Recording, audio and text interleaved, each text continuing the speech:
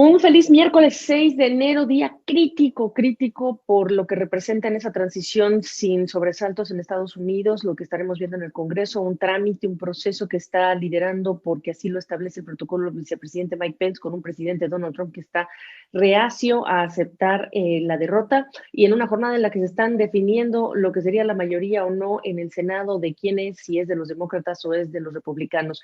Y todo esto mientras nosotros tenemos que analizar otros temas que son importantes y además que tienen relación con lo que está ocurriendo en Washington. Y me refiero al tema petrolero. Así que vamos a inaugurar el año y ahí lo tienen ustedes con Jaime Brito, vicepresidente de Stratas Advisors. Qué gusto saludarte hasta Houston. ¿Cómo están las cosas allá, Jaime? Muy bien, Gaby, mucho gusto en saludarte. Gracias por invitarme y un gran placer compartir este nuevo año contigo y con tu audiencia. Les deseamos lo mejor este año. Lo mismo te deseamos nosotros a ti y siempre agradecidos por tu tiempo y la perspectiva que nos entregas del mercado petrolero, que es muy sencilla de entender con tu ayuda. Hace unas horas se hace este anuncio y tú nos lo cantabas bastante bien hace unas semanas, que bueno, pues se posterga esto de reducir o de mejor de sacar suministro adicional de petróleo al mercado. El precio del petróleo está por arriba de los $50 y no solamente tienes el tema de la vacunación, sino tienes este acuerdo. ¿Qué nos dices? ¿Cómo debemos interpretar lo que ocurrió en este acuerdo y lo que estás viendo en el mercado petrolero en cuanto a precios? Fíjate que desde que hubo una guerra de precios bastante fuerte que tiró el precio del crudo debajo de los $30 por barril en el 2014, no había habido, en mi opinión, un anuncio de una reunión de la OPEP tan importante y con tantas posibilidades de interpretación y de análisis como la del día de ayer. Hay mucho que analizar, hay mucho que desglosar, y lo que te puedo decir en primer lugar es que se me hace innecesaria la decisión que tomó Arabia Saudita. Se me hace contraproducente totalmente. Se me hace que hace falta una buena consejería alrededor de los líderes allá, porque básicamente lo que ha estado pidiendo o peleando el reino en los últimos años ha sido el cómo traer hacia el ring a todos los demás participantes del mercado para que ellos cooperen, para que pongan de su parte. Y en esta decisión, en donde había una gran cohesión desde el año pasado, cuando hubo la caída de la demanda, se acordó de parte de la OPEP, de todos los miembros, incluyendo a externos como Rusia, a que recortaran producción.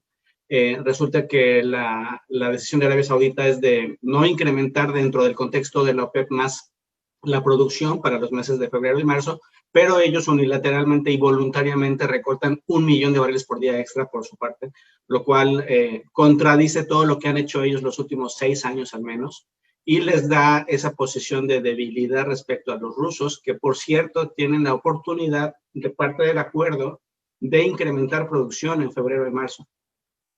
A Kazajistán y Rusia se les dio la oportunidad de incrementar volumen. Se supone que en un límite de 75,000 barriles por día, pero pueden aumentar producción. Entonces, de aquí a un mes, mes y medio, Arabia Saudita va a salir con que Rusia le está ganando participación de mercado, como los últimos 6 años, y la conversación, los acuerdos, el sentarse a negociar las siguientes reuniones va a ser, en mi opinión, muchísimo más complicado. Y este es solo como que la punta del iceberg, porque de lo que comentabas de las decisiones que se están tomando en las últimas 24 horas aquí en Estados Unidos con el tema electoral, hay otros 2 temas bastante fuertes, que es cómo ha cambiado por completo el tablero para el 2021, y todas las reuniones que se lleven a cabo, incluso dentro del tema de la OPEP+, van a estar ahora rodeadas por un nuevo ambiente geopolítico totalmente nuevo, un reseteo, ¿no? Por un lado va a estar la administración Biden tratando de lidiar o manejar, hacer una gestión del tema de Irán, de cómo retornarlo a unas negociaciones para el tema del control nuclear, etcétera. Y por el otro lado va a ser cuál sería el enfoque de la administración Biden para gestionar el tema con los rusos y cómo implementar las sanciones económicas, etcétera, de todo lo que sabemos de qué pasó con la administración rusa y la administración Trump. Entonces, hay bastante de dónde cortar todavía para análisis en cuanto a decisiones de la OPEP. Me puse en silencio y ahora ya lo quité. Ahí tienen ustedes 3 temas o subtemas que son interesantísimos de analizar. El primero, casi que te preguntaría en lo que dices de Arabia Saudita. No se preocupen, yo soy el que se sacrifica. Pareciera que lo que está pensando Arabia Saudita es en la ficha, se está adelantando a lo que sería la posición que tiene que tomar frente a Rusia. un tablero de ajedrez, por decirlo menos, lo que acabas de describir, y la movida que te parece innecesaria, pero que parecería interpretarse como que estaría queriendo Arabia Saudita estar 2 pasos adelante. ¿Es así? Sí, este es un tema importantísimo el que tocas. Por definición, se supone que lo que hace la OPEP, Gaby, es monitorea lo que está ocurriendo en el mercado y ajusta su producción respecto a lo que está pasando en el mercado. Esto ha ocurrido durante décadas en OPEP y pasó en el 2020 con la pandemia. Primero vimos los encierros, la sorpresa de la pandemia, la caída del consumo, y ya que hubo una crisis de la caída del consumo, se tomó la decisión de la OPEP más de reducir la producción durante abril y en adelante, ¿no? Siempre han reaccionado a lo que ocurre en el mercado. En estos momentos lo que ocurrió es que había esta inercia, esta posibilidad de que la OPEP más fuera a incrementar la producción en otros 500,000 barriles por día. Entonces, obviamente, la posición estaba, oye, ha habido un nuevo incremento, crecimiento de infecciones en Europa, incluso en Japón, todos a una proporción bastante diferente, no es lo mismo los 3,000 casos que se han llegado a ver en Japón a los decenas de miles que hay en otras regiones del mundo, etcétera, ¿no? Pero hay un incremento en las infecciones. Entonces, aquí la gran pregunta de la reunión de esta semana era, íbamos a incrementar volumen, pero hay aumento de infección, ya tenemos vacunas, entonces, en lo que sopesamos todos estos temas, mejor no subimos producción. Esa fue la conclusión, no vamos a aumentar el volumen. Como cártel extendido. Y después, adicional a eso, Arabia Saudita dice, bueno, yo me adelanto y aunque no tenga la evidencia en los números de que ya cayó la demanda por esta última infección de diciembre, enero, yo le recorto de la producción mía 1,000,000 de barriles. Eso es lo que se me hace contraproducente y necesario, porque en realidad lo que siempre ha hecho el cártel es esperarse a ver las estadísticas y después ajustar. Y en ese recortar voluntariamente, creo que Arabia Saudita está echando para atrás todo por lo que ha peleado en los últimos 6 años, entre comillas, con otra administración que había antes, con otro liderazgo que había en el reino, por cierto, ¿no? Porque hubo un cambio de liderazgo en los últimos años. Entonces, es un tema bastante fuerte que creo que le va a costar a Arabia Saudita retomar el discurso y el mensaje de qué es lo que realmente requiere la OPEP de aquí a los siguientes meses, si requiere cohesión o si el resto de los miembros van a esperar a que Arabia Saudita mejor recorte por su cuenta y ya los demás mejor no recortamos, ¿no? Ese es el gran peligro que veo. Es decir, primero buscando los consensos que eran necesarios el año pasado y ahora pues meto primera y me voy casi solo, ¿no? Por decirlo rápido, pensando en lo que le toca defender en su mercado con otros productores de la dimensión o geopolíticamente como Rusia. ¿Lo estoy viendo como lo estás describiendo? Correcto, así es. Ok, ok. Ahora, estabas hablando de los acuerdos geopolíticos y de los jugadores que tenemos que incorporar aquí. Estados Unidos, por supuesto, no como productor, aunque hay que tocar el tema del productor Estados Unidos en la época Biden, pero el acuerdo nuclear con Irán en una época con Joe Biden, en la Rusia que ha sido detectada en las últimas horas también con estas intenciones de espionaje en la era Biden, con un presidente Trump que se ha negado a ser mucho más contundente, al menos en lo que sería públicamente, y una era Biden que se esperaría sea mucho más, digamos, frontal, franco en lo que son las declaraciones públicas. Tienes estos dos factores. ¿Cómo los debemos consignar? ¿Cómo los debemos reacomodar ahora que faltan muy pocos días para que Joe Biden sea el presidente de los Estados Unidos, el número 46? Mira, lo que yo sugeriría para el análisis es que nos centremos con el objetivo de qué representa para la cohesión de la OPEP, que es lo que va a tener las implicaciones para los precios en el resto del año, ¿no? Y aquí lo que yo comentaría es, tradicionalmente, y lo hemos analizado juntos por bastantes años ya, Gaby, es que siempre ha habido internamente una gran discusión, una diferencia de posiciones, de filosofías entre la posición de Arabia Saudita y de Irán dentro de la OPEP, ¿no? Entonces, en primer lugar, en mi opinión, creo que la gran prioridad desde el punto de vista de geopolítica externa de la administración Biden va a ser intentar recuperar que Irán vuelva a sentarse a una mesa de negociaciones y reactivar ese acuerdo que abandonó Trump, ¿no? Donde había un acuerdo de poco a poco ir quitando sanciones económicas a Irán con el objetivo de que ellos permitan ya sea el monitoreo de sus actividades de enriquecimiento de uranio y todo lo que tenga que ver con lo nuclear. Entonces, eso fue lo que abandonó Trump y creo que eso es lo que va a intentar como gran prioridad Biden retomar. En ese sentido, entonces, la posición de Irán se va a ir fortaleciendo poco a poco, porque a ellos se les va a ir permitiendo, me imagino, que de aquí a los próximos 2-3 años incrementen sus exportaciones de crudo, se descongelen sus cuentas, que es lo que está peleando, por cierto, los últimos días Irán cuando tomó el control ahí de un barco en el estrecho de Hormuz, etcétera. Y si logra esto, enriquecimiento o este empoderamiento que poco a poco va a ir tomando Irán gradualmente en los próximos 2 años, creo que le va a sonar a una amenaza a lo que es el reino saudí, ¿no? Entonces va a tener una posición más a la defensiva o va a tratar de manejar sus cartas en cuanto a producción petrolera, influencia en la región y relación con Estados Unidos de una forma que seguramente va a impactar la cohesión de la OPEP y las decisiones del cártel. Por el otro lado, tenemos la complicación adicional de que los últimos 2 años Israel ha hecho un gran progreso en la región por tener este nuevo ducto que les permite negociar con todos los productores de petróleo de la región y conectar el crudo de Qatar o de quien sea de Medio Oriente desde el Mar Rojo hasta el Mediterráneo. Israel es ya una alternativa a lo que sería el estrecho, el canal de Suez, o un ducto que conecta el Mar Rojo con el Mediterráneo de parte de Egipto. Y gracias a ese poder logístico que ahora tiene Israel, está mejorando sus relaciones con varios países del Medio Oriente y habría que ver que este empoderamiento que poco a poco va ganando Irán ha molestado bastante, que ha ganado Israel, ha molestado bastante a Irán. Entonces habría que ver cómo el tema de Israel complica esta renegociación o sentarse a la mesa nuevamente entre Estados Unidos e Irán los siguientes 2 años. Y por el otro lado, el tema de en qué momento va la administración Biden a enfrentar de manera directa con sanciones económicas o con específicas a ciertas empresas petroleras incluso, etcétera, o a individuos, a todo lo que es el mecanismo ruso que estuvo muy cercano a la administración Trump en los últimos años, ¿no? Entonces, si la administración Biden, entre comillas, hace enojar o no aproxima de la forma adecuada a Rusia y provoca que Rusia quiera provocar caos en el mundo, saliéndose de los acuerdos de la OPEP+, aumentando producción petrolera unilateralmente, etcétera, podrían los rusos provocar a propósito una caída del precio del petróleo para forzar a Estados Unidos a no implementar sanciones económicas en el corto plazo, al menos no como ellos lo tienen pensado, ¿no?